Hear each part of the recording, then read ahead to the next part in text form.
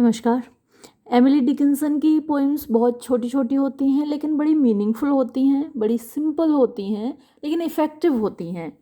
अब जैसे इसी पोइम को आप लीजिए, success is counted sweetest. Success माने सफलता, काउंटेड माने गिनी जाती है या मानी जाती है या कंसिडर की जाती है, स्वीटेस्ट माने सबसे ज़्यादा कीमती, सबसे ज़्यादा प्यारी। तो सबसे ज़्यादा प्यारी सफलता उन लोगों को होती है, कामयाबी की कीमत वो लोग समझते हैं जिनको कभी कामयाबी नहीं मिली। ये मानना है एमिली डिकिंसन का। अ, एक ये जैसे ख़जाना है, जिसके पास नहीं है वो उस ख़जाने की कीमत समझता है, जिसके पास है वो नहीं समझता। एक जनरलाइजेशन कर दिया एमिली डिकिंसन ने। जैसे आपने सुना भी होगा, एक कविता है या गीत है, दुनिया जिसे कहते हैं जादू का खिलौना है, मिल जाए तो मिट्टी है, खो जाए तो सोना है। जो चीज़ें हमारे हाथ से निकल जाती हैं, हमें नहीं मिलती, वो हमें बहुत कीमती मिलती हैं और लगती हैं, और जो मिल जाती हैं उनकी कीमत हम कभी नहीं आंक पाते, कभी नहीं समझ पाते, उनको हम कभी एंजॉय ही नहीं कर पाते। तो देखिए, छोटी सी पोएम है, success is counted sweetest by those who never succeed. तो सफलता मानी जाती है, सक्सेस इज काउंटेड, सफलता मानी जाती है, स्वीटेस्ट सबसे ज़्यादा प्यारी, सबसे ज़्यादा मीठी, बाय दोज उनके द्वारा, हु नेवर सक्सीड जो कभी सफल नहीं होते। अब ये चीज़ आप जीवन के किसी भी फील्ड में अप्लाई कर सकते हैं। जब आप इसको एक्सप्लेन करेंगे तो आप यही बताएंगे कि these lines can be apply to any field of life, चाहे वो आपका स्टूडेंट लाइफ हो। अब जो लोग टॉपर्स हैं या जो उनकी बहुत अच्छी रैंक बनी है, वो उस रैंक को उतना एंजॉय नहीं कर पाते। अपने मान लीजिए हाईएस्ट मार्क्स आए हैं, वो उन मार्क्स को उतना एंजॉय नहीं कर पाते जितने कम लोगों के जिन लोगों के कम मार्क्स आए तो उनको लगता है काश हमारे 90% आते तो कितना अच्छा होता। लेकिन जिनके 90% आए वो सोचते हैं काश हमारे 95% आते तो कितना अच्छा होता। लेकिन जिसको जो हासिल है वो उसको एंजॉय नहीं कर पाता।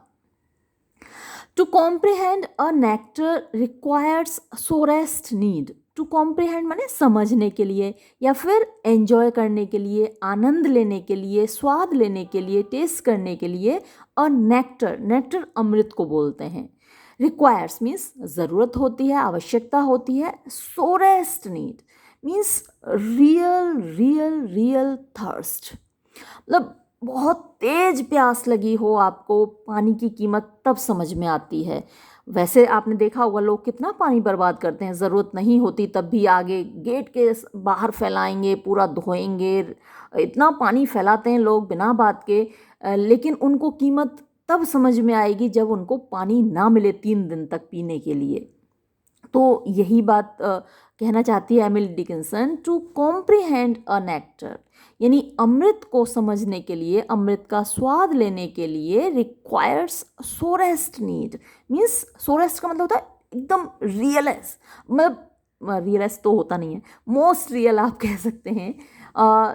तो ग्रेटेस्ट थर्स्ट चाहिए, है ना, रियल थर्स्ट चाहिए। रिक्वायर्स माने ज़रूरत होती है, सोरेस्ट मतलब बहुत ज़्यादा, बहुत ही ज़्यादा, नीड आवश्यकता।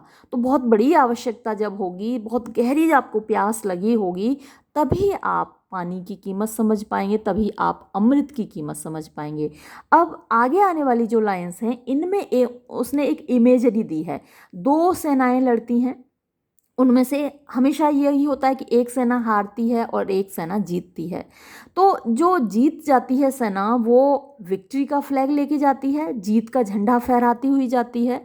और जो हार जाती है उसके सैनिक मरे कटे हुए घायल वहाँ फील्ड में पड़े होते हैं, और वो उस जाती हुई सेना को देख रहे होते हैं, उनके बजते हुए ड्रम्स को सुन रहे होते हैं।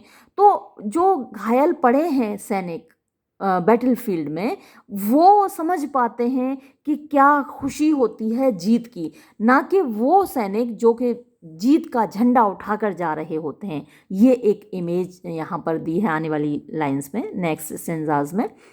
Not one of the purple host, not one मतलब उनमें से एक सैनिक भी नहीं, of the purple host, purple जो कलर है, जो बैंगनी कलर है, वो विक्ट्री का साइन माना जाता है। जो विक्टोरियस आर्मी होती है, रॉयल कलर माना जाता है ये पर्पल कलर। तो पर्पल होस्ट का मतलब विक्टोरियस आर्मी के जो सैनिक हैं वो लोग। तो not one of the purple host यानी जो जीत चुकी है सेना, उसका एक भी सैनिक नहीं समझ पाता। Who took the flag today, who took जो लेकर जा रहे हैं, द फ्लैग झंडे को, यानी झंडा कौन सा है, जीत का झंडा, विक्ट्री फ्लैग, टुडे आज।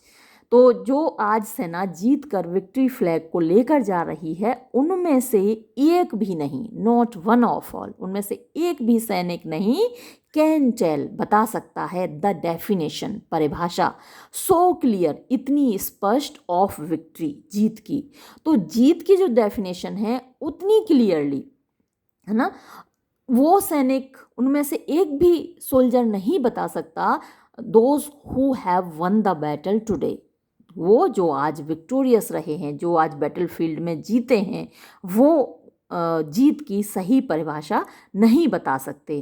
कौन बता सकता है परिभाषा ये, या विक्ट्री की जो रियल डेफिनेशन है वो कौन बता सकता है, ये आप लास्ट स्टेंजा में देखेंगे।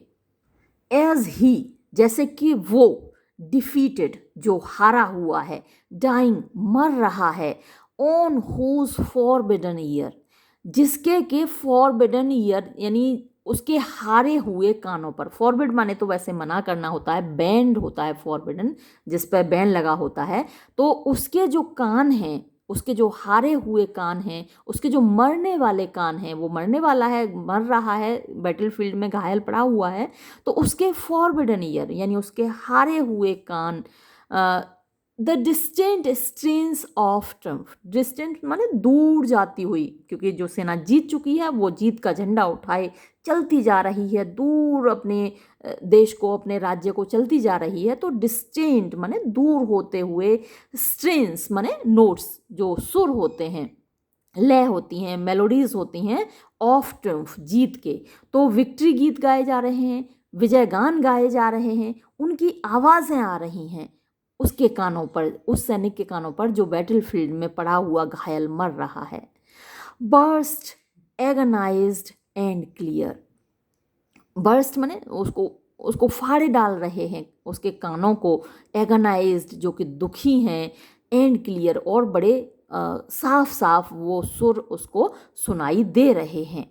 तो ये छोटी सी पोएम हमको मैसेज देती है उन चीज़ों की कद्र करने की, उन चीज़ों की कीमत समझने की, उन चीज़ों की वैल्यू समझने की जो हमारे पास हैं। तो इसका जब आप एक्सप्लेनेशन लिखेंगे तो बहुत सारे एग्जाम्पल्स आप रियल लाइफ से देंगे। जैसे यहाँ एक एग्जाम्पल आपको एमिली डिकिंसन ने खुद दिया है। ज़्यादातर जो एक्सप्लेनेशन के लिए आता है वो फर्स्ट स्टेंजा आता है, सक्सेस इज काउंटेड स्वीटेस्ट, हालांकि तीनों ही आते हैं, कभी कभी कभी सेकंड आता है, कभी थर्ड आता है, लेकिन सबसे ज़्यादा जो एग्ज़ाम में आता है एक्सप्लेनेशन के लिए वो फर्स्ट स्टेंजा आता है।